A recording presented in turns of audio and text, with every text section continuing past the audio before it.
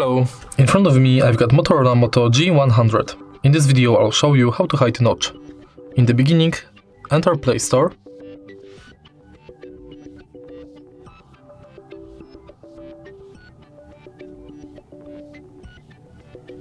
and search for Nacho Notch app. Install it.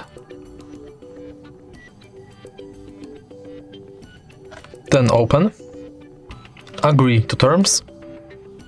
Open again. Switch this button. And now allow Nacho Notch app to display over other apps. Go back.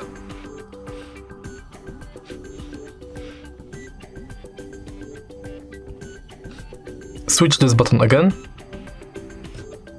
And as you can see, your notch is hidden. If you find this video helpful, please leave like, comment and subscribe.